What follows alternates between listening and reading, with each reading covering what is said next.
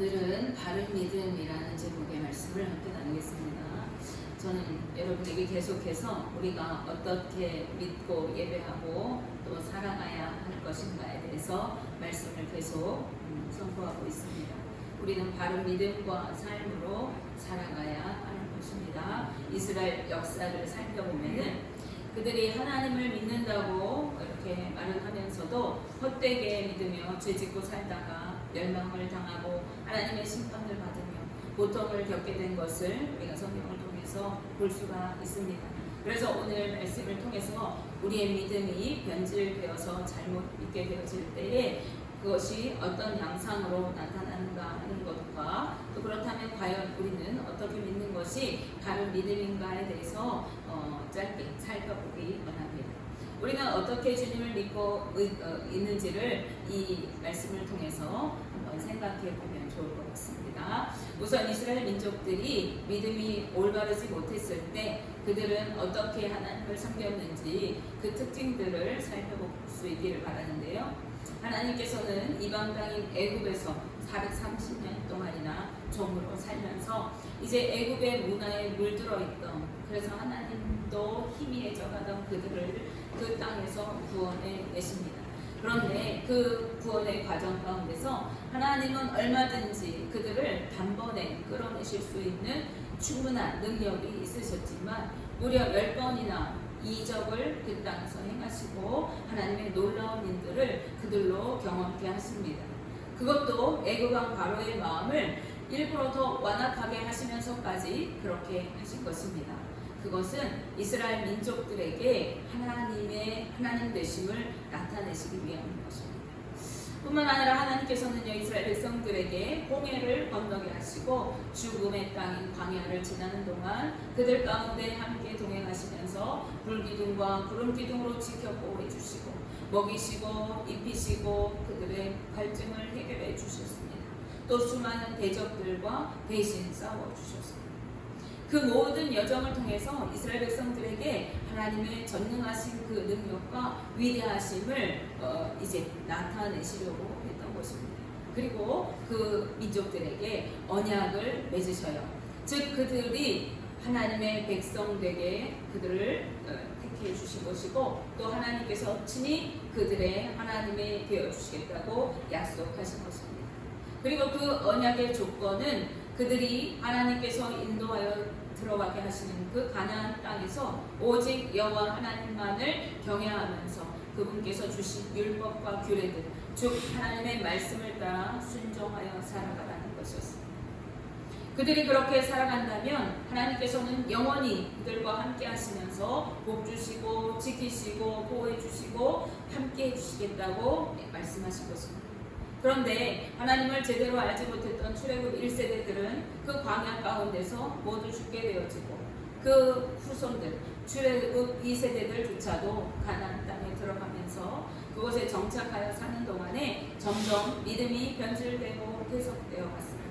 그리고 그 결과 끊임없이 하나님을 배반하고 제 소변에 오른 대로 살아갔습니다.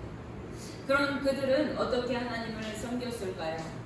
첫째, 그들은요 자기 중심적으로 하나님을 섬겼습니다. 제 소견에 오른 대로 제사를 드리고 제멋대로 살아가면서 복 주시기를 기대했던 것입니다. 사사기 17장 이후에 보시면은요 미가라는 사람에 대해서 이 말씀에 소개하고 있어요. 그는 자기 집에 신당을 차려놓고 그 아들 중에서 제사장을 삼아서 그 제단을 관리하면서 그 집을 섬기게 했습니다. 그 미가의 어머니는요 아무 형상이든지 만들지 말라고 명령하신 하나님의 말씀을 기억하지 못하고 아들을 위해서 잃어버렸던 은을 거룩하게 하나님께 드린다고 말하고 그것으로 신상을 구워 만들었습니다. 이 모든 일은 하나님을 위하여 행하는 것처럼 보일지 모릅니다. 하나님 앞에 은을 거룩히 드린 것 같고 하나님을 섬기려고 신상을 만든 것 같아요. 그런데 실상은 하나님과 관계없이 자기 만족을 위한 행위들이고 그 목적은 복을 받는 것이었습니다. 그리고 이들이 생각하는 복은요 아마도 우리가 생각하는 세상적인 그것들과 다르지 않을 것입니다. 바로 부와 권력과 명예와 안일한 삶인 것입니다.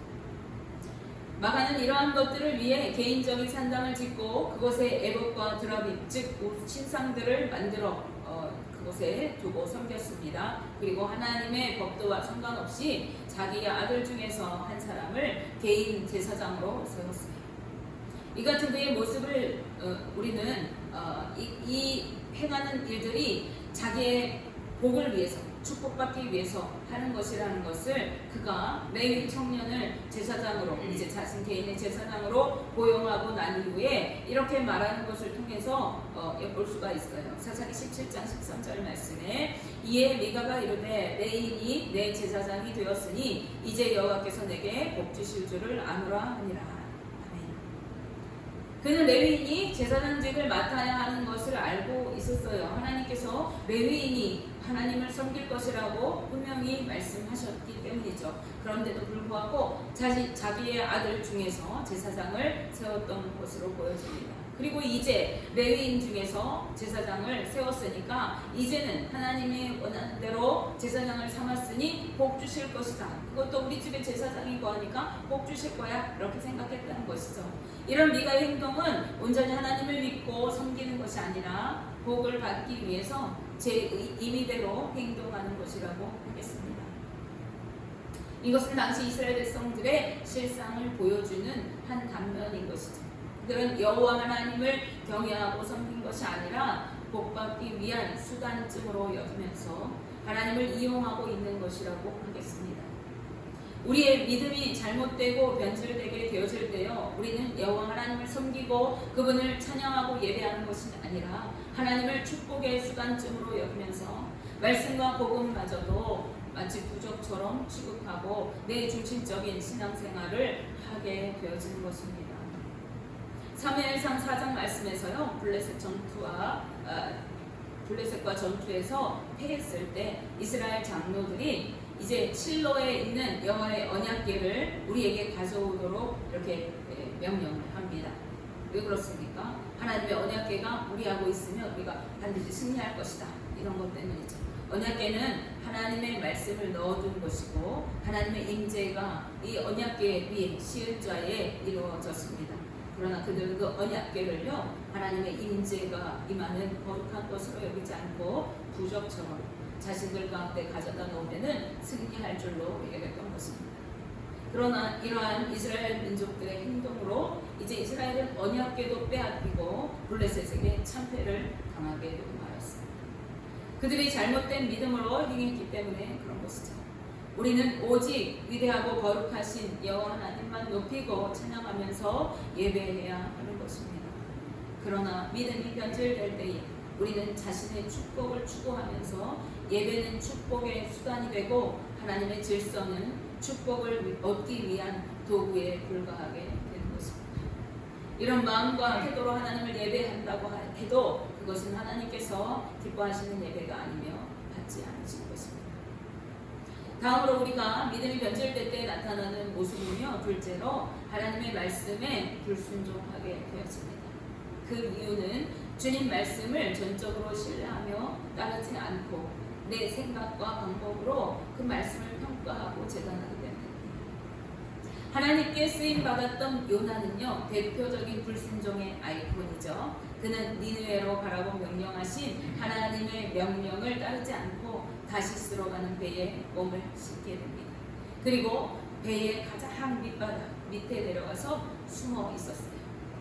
그렇게 한 이유는 그가 하나님의 얼굴을 피할 수 있을 거라고 생각했기 때문입니다.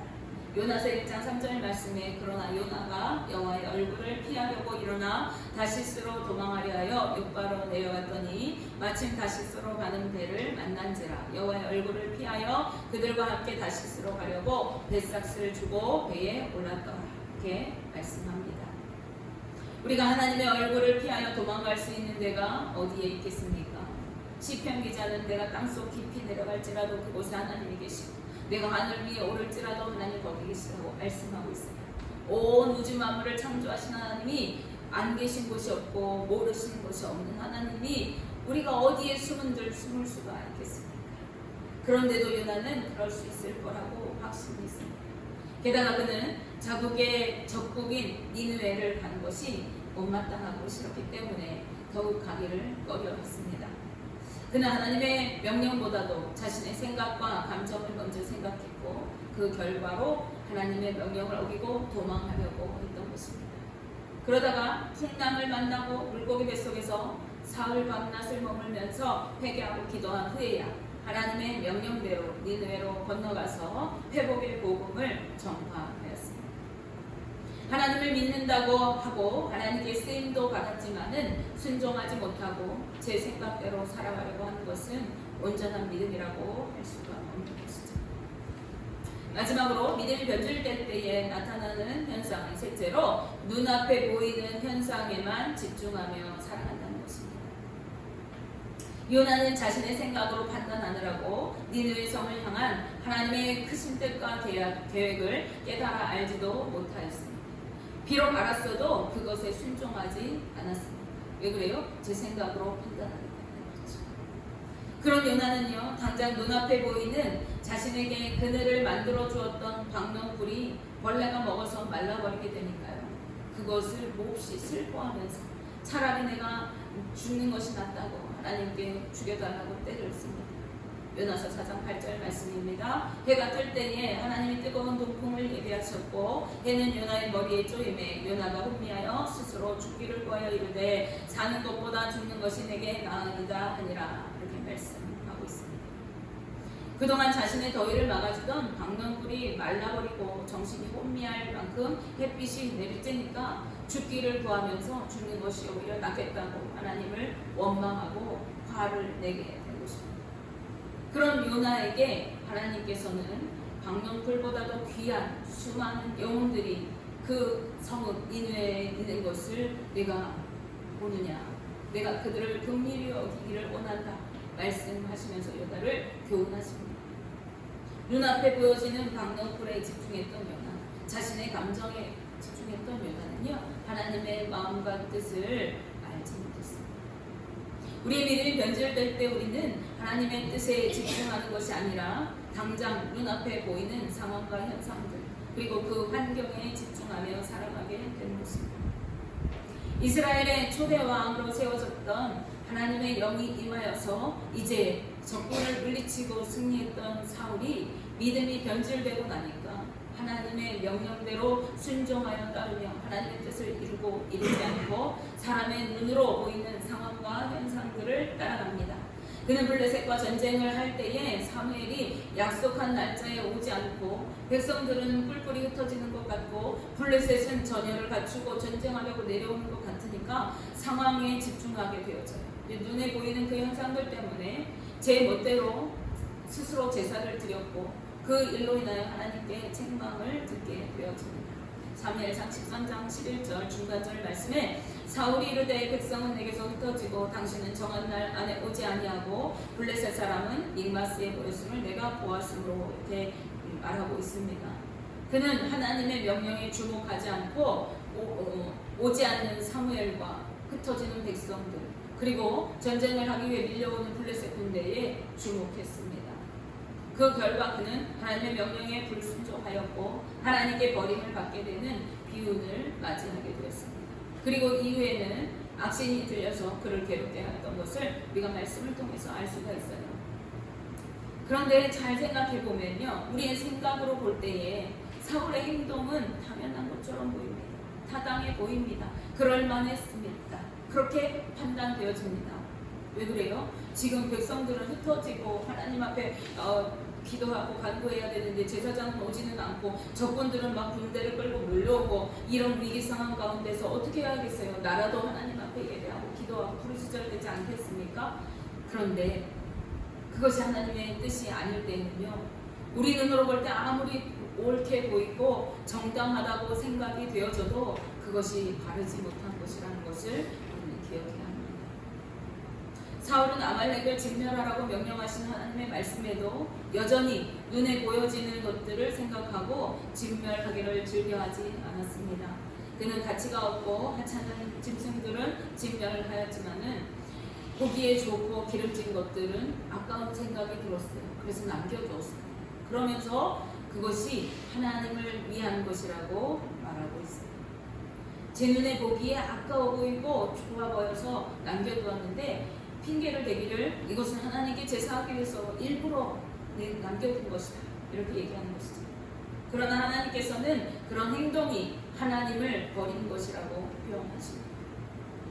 우리는 눈앞에 펼쳐진 상황과 환경이 아니라 잠깐의 유익과 안일함에 주목하며 살아갈 것이 아니라 내 생각에 좋고 옳은 대로 살아갈 것이 아니라 그 너머에서 일하고 계신 주님을 주목하여 바라보고 살아가야 하겠습니다.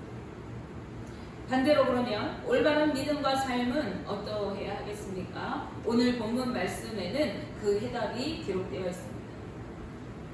그것은 많지도 않아요. 그것은 뭐냐면요, 바로 오직 여호와 하나님만 경외하면서 마음을 다하여 그분을 신뢰하라는 것입니다. 자신이 어떤 것을 의지하여 살아가지 말고 눈앞에 보여지는 현상들에 집중하며 살아갈 것이 아니라 오직 여호와 하나님만을 경외하고 의지하면서 그분의 말씀에 순종하며 살아가라 하는 것입니다.